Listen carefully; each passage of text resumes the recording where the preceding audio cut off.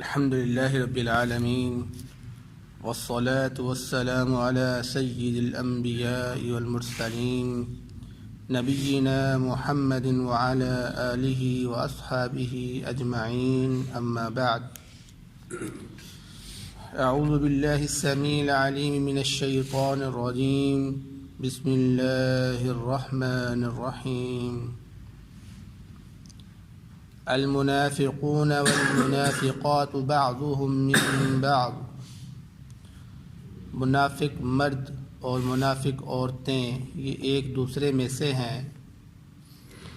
یأمرون بالمنکر وینہون عن المعروف. یہ منکر کا حکم دیتے ہیں اور نیکی سے منع کرتے ہیں. ویقبضون ایدیہم. اور یہ اپنے ہاتھوں کو بند کر کے رکھتے ہیں.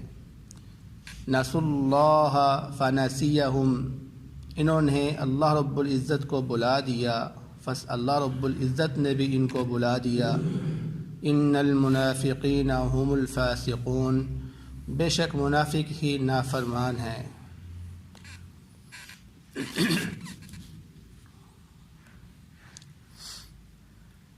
اس آیت مبارکہ میں اللہ رب العزت منافقین کی صفات کو بیان کر رہے ہیں. اس سے پہلی جو آیت گزری ہے جس میں آپ نے سنا کہ یہ منافق لوگ مومنوں کے پاس آ کر قسمیں اٹھاتے تھے اور ان کو راضی کرنے کی کوشش کرتے تھے کہ ہم آپ کے ساتھ ہیں، ہم آپ کے مخالف نہیں ہیں. تو اللہ رب العزت اس کے جواب میں یہاں پر بیان فرما رہے ہیں کہ یہ منافق مرد ہو یا منافق عورتیں ہوں، یہ ساری ایک جیسی ہیں، ان میں کوئی فرق نہیں ہے. یہ نہیں کہ ان کے مرد برے ہیں یا عورتیں ان کی اچھی ہوں گی، نہیں، ان کے مرد جس طرح ہیں عورتیں بھی اسی طرح کی ہیں. تو آگے اس کی صفت بیان کی دوسری کہ یأمرون بالمنکر، وہ برائی کا حکم دیتے ہیں. مومنوں کا شیوا کیا ہے کہ وہ نیکی کا حکم دیتے ہیں اور برائی سے روکتے ہیں. لیکن ان منافقین کی صفت کیا ہے کہ یہ نیکی سے لوگوں کو منع کرتے ہیں اور برائی کرنے کا حکم دیتے ہیں. اور نمبر 3 پہ ان کی صفت بیان کی کہ وَيَقْبِضُونَ أَيْدِيَهُمْ، کہ وہ اپنے ہاتھوں کو بند کر کے رکھتے ہیں. مراد یہ ہے کہ وہ اللہ کے راستے میں خرچ نہیں کرتے، بخیلی کرتے ہیں. تو مومن کا شیوا تو یہ نہیں ہے. مومن تو اللہ کے راستے میں خرچ کرتا ہے، لیکن یہ منافق یہ خود بھی بخیل ہے اور لوگوں کو بھی بخیلی کا حکم دیتا ہے کہ بھائی نہیں، اللہ کے راستے میں خرچ نہیں کرو، تمہارا مال ضائع ہو جائے گا، اس کو سنبھال کے رکھو، اپنی اولاد کے لیے، مستقبل کے لیے تمہارے کام آئے گا. اللہ کے راستے میں خرچ کر دیا تو ضائع ہو جائے گا تمہارا مال. لیکن مومن کہتا ہے نہیں، میرا مال ضائع نہیں ہوگا، وہ اللہ کے راستے میں خرچ کرتا ہے. فرمایا نسوا اللہ فنسیہم، تو انہوں نے اللہ رب العزت کو بلا دیا اور اللہ رب العزت نے پھر ان کے بدلے میں ان لوگوں کو بلا دیا. جیسا کہ اللہ رب العزت نے ایک دوسری جگہ پر بیان فرمایا ہے کہ الیوم ننساکم کما نسیتم لقاء یومکم ھذا، کہ آج کے دن میں نے تم کو بلا دیا جس طرح سے تم لوگوں نے میری آج کی ملاقات کو بلا دیا تھا. تو یہاں پر بلا دینے کا مطلب کیا ہے؟ اس کا مطلب یہ ہے کہ جس طرح سے دنیا کے اندر یہ منافق اللہ رب العزت کی پرواہ نہیں کرتے تھے، اللہ رب العزت کے احکامات کا خیال نہیں رکھتے تھے، بے پرواہ ہو کر رہتے تھے، روز قیامت بھی اللہ رب العزت ان سے بے پرواہ ہو جائے گا. ان کی فکر نہیں کرے گا کہ ان کو اگر میں عذاب دوں گا تو یہ میرے ہی بندے ہیں.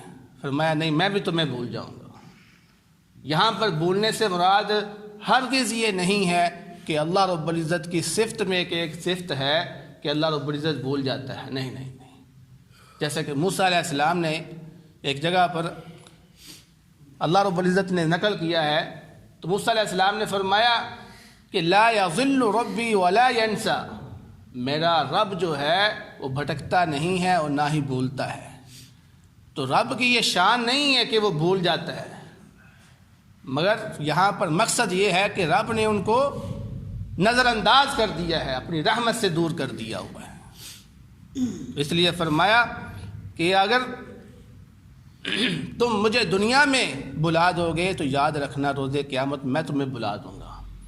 اس لیے ہر شخص اس بات پہ ذرا غور کرے کہ اگر میں آج اللہ رب العزت کے احکامات کو پس پشت ڈال رہا ہوں، اللہ رب العزت کو میں آج بلا رہا ہوں، تو روز قیامت کہیں ایسا نہ ہو کہ اللہ رب العزت مجھے بلا دے۔ وہ روز قیامت کہ جس دن ہمارے اعمال بھی ہمارے کام نہیں آئیں گے، صرف اللہ کی رحمت ہمارے کام آئے گی۔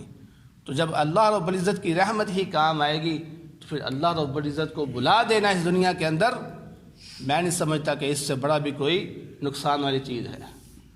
تو یہ بڑا نقصان والا سودا ہے، اس لیے اس طرح کا سودا کبھی نہ کرنا۔ تو فرمایا اللہ رب العزت نے ان المنافقین هم الفاسقون، بے شک جو منافق ہے وہی نافرمانی کرتے ہیں۔ مومن کا شیوا نہیں ہے کہ وہ نافرمانی کرے۔ وعد اللہ المنافقین والمنافقات والکفار نار جہنم، اور اللہ رب العزت نے وعدہ کیا ہے منافقوں سے، مرد ہوں یا عورتیں ہوں، والکفار اور کفار سے کس چیز کا وعدہ کیا ہے؟ نار جہنم، جہنم کی آگ کا وعدہ کیا ہے کہ خالدین فیہا، کہ وہ ہمیشہ اس جہنم میں رہیں گے، ہی حسبہم، یہ جہنم ہی ان کے لیے کافی ہے۔ وَلَعَنَهُمُ اللَّهُ، اور اللہ رب العزت نے ان لوگوں پر لعنت کر دی ہوئی ہے۔ وَلَهُمْ عَذَابٌ مُقِيمٌ، اور ان کے لیے ہمیشہ رہنے والا عذاب ہے۔ فرمایا کالذین من قبلکم، ان لوگوں کی طرح جو تم سے پہلے تھے۔ تو ہم لوگوں سے پہلے کون تھے؟ اہل کتاب، یہودی، عیسائی۔ تو جس طرح سے اللہ رب العزت نے ان کا معاملہ کیا، اللہ رب العزت ہمارا بھی اس طرح ہی معاملہ کریں گے اگر ہم ان کی پیروی کریں گے۔ تو اللہ رب العزت نے یہاں پر منافقین سے کہا کہ اے منافقو، تمہارا حال میں وہی کروں گا جو تم سے پہلے لوگوں کا میں نے حال کیا تھا۔ تو ان سے پہلے کون تھے؟ یہودی اور عیسائی۔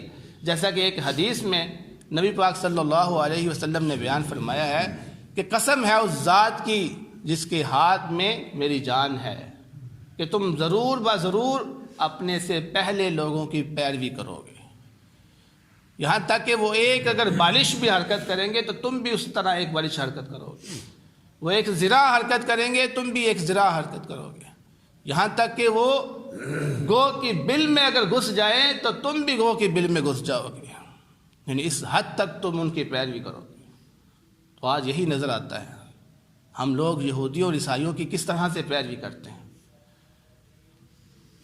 اب یہاں پر اندازہ لگائے کہ ایک عام مجھے چیز نظر آتی ہے کہ یہ جو کپڑے ہم عام طور پہ پہنتے ہیں، ہمارے ہاں بڑا یہ عیب سمجھا جاتا تھا کہ اس کا کپڑا پھٹا ہوا ہے یار، لیکن جب یہودیوں اور عیسائیوں نے اس پھٹے ہوئے کپڑے کو فیشن بنا دیا تو ہم میں سے ہر شخص جو بڑی عزت والا، بڑے ناز والا تھا، وہ بھی اس کو بخوشی پہننا شروع ہو گیا۔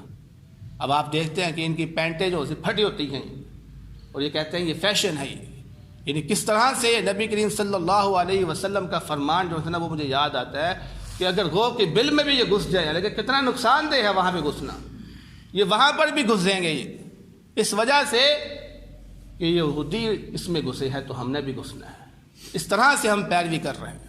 تو کہاں گئی ہماری عقلیں کہ ہم پھٹے پرانے کپڑوں کو جو ہے نا وہ ان کی وجہ سے فخر محسوس کر کے پہنتے ہیں، جبکہ اس سے پہلے ہم اس کو ویسے ہی پھینک دیتے تھے کہ یہ پھٹا ہوا کپڑے پہنو گے تو لوگ کیا کہیں گے، لیکن آج انہوں نے فیشن بنا دیا تو ہم نے بھی کہا نہیں یہ فیشن ہے، پہنو اس کو، اسی میں عزت ہے۔ تو یہ فرمان صادق آ رہا ہے اللہ کے نبی صلی اللہ علیہ وسلم کا۔ تو فرمایا کالذین من قبلکم، تم ان لوگوں کی طرح پیروی کرو گے جو تم سے پہلے تھے۔ تو صحابہ کرام نے عرض فرمایا یا رسول اللہ کے رسول، کیا آپ کی مراد ان لوگوں سے اہل کتاب والے ہیں؟ تو نبی پاک صلی اللہ علیہ وسلم نے فرمایا اور کون ہے پھر؟ اگر اہل کتاب نہیں اس سے مراد تو پھر کون ہے؟ یعنی اس سے معلوم ہوا کہ کالذین من قبلکم سے مراد اہل کتاب والے ہیں، جن کے بارے میں فرمایا کانوا اشد منکم قوہ، کہ وہ اہل کتاب تم سے زیادہ قوت میں سخت تھے۔ اے منافقو، تم تو طاقت کے اندر کمزور ہو، تم سے پہلے جو قومیں گزری ہیں وہ طاقت میں بڑی سخت ہوتی تھی، لیکن اس کے باوجود بھی اللہ رب العزت نے ان کو عذاب میں مبتلا کر دیا۔ وَأَكْثَرَ أَمْوَالًا وَأَوْلَادًا، اور وہ اموال میں اور اولاد میں بہت زیادہ تھے، یعنی تمہارے پاس اتنا مال نہیں ہے، تمہارے پاس اتنی اولادیں نہیں ہیں جتنی میں نے ان لوگوں کو اولادیں اور مال دی تھی۔ فَاسْتَمْتَعُوا بِخَلَاقِهِمْ فَاسْتَمْتَعْتُمْ بِخَلَاقِكُمْ، تو انہوں نے اپنے حصے کا فائدہ اٹھایا، لہذا تم نے بھی اپنے حصے کا فائدہ اٹھا لیا۔ كَمَا اسْتَمْتَعَ الَّذِينَ مِن قَبْلِكُمْ بِخَلَاقِهِمْ، جیسا کہ ان لوگوں نے فائدہ اٹھایا جو تم سے پہلے تھے۔ اب یہاں پر اللہ رب العزت فرما رہے ہیں کہ اے منافقو، جس طرح پہلی قوم نے دنیا کے اندر ہی اپنا حصہ کھا لیا تھا، حاصل کر لیا تھا، ان کے لیے آخرت میں کوئی حصہ نہیں بچا تھا، اسی طرح تم منافقوں نے بھی اپنا دنیا کے اندر حصہ کھا لیا ہے، اب آخرت میں تم لوگوں کا کوئی حصہ نہیں۔ اس سے ایک یہ بھی اشارہ آتا ہے کہ اب منافقوں کا اختتام ہو رہا ہے، ان کے آخری دن آئے ہوئے ہیں، اس لیے اللہ رب العزت کو ان کو یہ فرما رہے ہیں کہ تم نے اپنا حصہ کھا لیا ہے، یعنی اب تمہارے انجام کی باری آ رہی ہے۔ وَخُذْتُمْ كَالَّذِي خَاضُوا، اور تم نے بھی فضول باتیں کی جس طرح ان لوگوں نے فضول باتیں کی تھی۔ فضول باتیں کیا ہیں؟ انبیاء کا مذاق اڑانا، دین کا مذاق اڑانا، انبیاء کی بات کو نہ ماننا، اور دوسرا اس سے یہ بھی مراد ہو سکتا ہے کہ ہر ٹائم دنیا کی باتیں کرنا، دنیا حاصل کرنے میں لگے رہنا، دنیا کے بارے میں ہی سوچتے رہنا، مشورے کرتے رہنا۔ وہ بھی لوگ دنیا کو حاصل کرنے میں باتیں کرتے رہتے تھے، ہر ٹائم اسی کے بارے میں سوچتے تھے، اور تم بھی دنیا کے بارے میں سوچتے رہتے، اور دنیا یہ فضول ہے، لہذا اس کے بارے میں باتیں کرنا بھی فضول ہے، اس لیے فرمایا وَخُذْتُمْ كَالَّذِي خَاضُوا، تم بھی فضول باتیں کرتے ہو جس طرح تم سے پہلے لوگوں نے فضول باتیں کی۔ أُولَئِكَ حَبِطَتْ أَعْمَالُهُمْ فِي الدُّنْيَا وَالْآخِرَةِ، یہی وہ لوگ ہیں کہ جن کے اعمال ضائع ہو گئے ہیں دنیا کی زندگی میں اور آخرت میں۔ وَأُولَئِكَ هُمُ الْخَاسِرُونَ، اور یہی لوگ خسارہ پانے والے ہیں۔ أَلَمْ يَأْتِهِمْ نَبَأُ الَّذِينَ مِن قَبْلِهِمْ قَوْمِ نُوحٍ، کیا نہیں آئی ان کے پاس خبریں ان لوگوں کی جو ان سے پہلے تھے۔ اب یہاں پر اللہ رب العزت حجت قائم کر رہے ہیں، بھئی یہ لوگ جو منافق ہے یہ اللہ رب العزت کی نافرمانی کیوں کر رہے ہیں؟ کیا ان کے پاس میری حجتیں نہیں پہنچی؟ کیا میں نے ان کو پہلی قوموں کی خبر نہیں دی؟ تو یہاں پر اللہ رب العزت یہی بیان کر رہے ہیں، الم یأتہم نبأ الذین من قبلہم، کیا نہیں آئی ان کے پاس ان لوگوں کی خبریں جو ان سے پہلے تھے، قوم نوح وعاد وثمود، نوح علیہ السلام کی قوم کی خبر، عاد کی خبر، قوم سمود کی خبر، وقوم ابراہیم، وقوم ابراہیم کی خبر، واصحاب مدین، واصحاب مدین کی خبر، والمؤتفکات، اور الٹی بستی والوں کی خبر، اتتہم رسلہم بالبینات، ان کے پاس ان کے رسول آئے تھے واضح نشانیاں لے کر، جس طرح تمہارے پاس تمہارا رسول آیا واضح نشانیاں لے کر۔ تو اللہ رب العزت نے یہاں پر 6 قوموں کا ذکر کیا ہے کہ 6 قوموں کو اللہ رب العزت نے ان سے پہلے عذاب میں مبتلا کیا تھا۔ دوسرا سب سے پہلے یہاں پر ذکر کیا قوم نوح کا، تو نوح علیہ السلام کی قوم پر کیا عذاب آیا تھا؟ اللہ رب العزت نے ان کے اوپر طوفان کو نازل کیا تھا، اور طوفان کے اندر وہ غرق ہو گئے تھے سارے۔ پھر اس کے بعد قوم عاد کے اوپر اللہ رب العزت نے تیز ہوا، آندھیوں کا طوفان نازل کیا تھا، جس کی وجہ سے ان کو تباہ کر دیا تھا۔ اس کے بعد قوم سمود کے اوپر اللہ رب العزت نے آسمانی چیخ نازل کی تھی۔ اس طرح بادل جب گرجتے ہیں تو آواز نکلتی ہے، یہ آواز جب تیز ہوتی ہے تو انسان کے کان پھٹ جاتے ہیں، انسان مر جاتا ہے اس آواز سے۔ تو اس آواز کو اللہ رب العزت نے اتنا سخت ان کے اوپر نازل کیا تھا کہ اس آواز کی وجہ سے یہ تباہ ہو گئے تھے سارے۔ وقوم ابراہیم، اور ابراہیم علیہ السلام کی قوم۔ اب یہاں پر جو ابراہیم علیہ السلام کا ذکر ہے، قرآن پاک کے اندر کسی بھی جگہ پر قوم ابراہیم کے عذاب کا اللہ رب العزت نے ذکر نہیں کیا۔ یہ واحد مقام ہے کہ جس پر اللہ رب العزت نے قوم ابراہیم کا نام لیا ہے، نہ کسی احادیث کے اندر ذکر ہے، نہ قرآن کی اس کے علاوہ کسی اور آیت کے اندر ذکر ہے کہ ابراہیم علیہ السلام کی قوم پر بھی عذاب آیا ہو، کہیں پر ذکر نہیں۔ البتہ اس کا جو بادشاہ تھا، اس قوم کا جو نمرود تھا، اس کے بارے میں واقعہ آتا ہے کہ اس کو مچھر کے ذریعے سے جو مار دیا گیا ہے، جیسے کہ بنی اسرائیل کی روایات ہیں، لیکن قوم کا کہیں ذکر نہیں آیا۔ ابراہیم علیہ السلام کی قوم کو اللہ رب العزت نے عذاب میں مبتلا کیا تھا۔ بہرحال ہمارا اس پر ایمان ہے، اللہ رب العزت نے اگر یہاں پر ذکر کیا ہے تو کوئی نہ کوئی ایسا واقعہ ہوگا، لیکن اللہ رب العزت نے اس واقعے کو، یہ اس عذاب کو ہمارے سامنے بیان نہیں کیا، نہ قرآن میں ذکر کیا ہے، نہ اللہ کے نبی صلی اللہ علیہ وسلم نے احادیث میں بیان کیا ہے۔ تو ہم بھی اسی طرح ایمان لے کر آتے ہیں جس طرح اللہ رب العزت نے یہاں پر بیان کر دیا۔ آگے فرمایا وَأَصْحَابِ مَدْيَنَ، اصحاب مدین والے۔ اور اصحاب مدین کیا ہے؟ اصحاب مدین جس کے اوپر اللہ رب العزت نے چیخ اور زلزلہ اور اسی طرح تیز بارش کا طوفان نازل کیا تھا، یعنی ان کے اوپر 3 طرح کے عذاب نازل ہوئے تھے۔ اور یہ اصحاب مدین سے مراد حضرت شعیب علیہ السلام کی قوم ہے، حضرت شعیب علیہ السلام کی قوم اس سے مراد ہے۔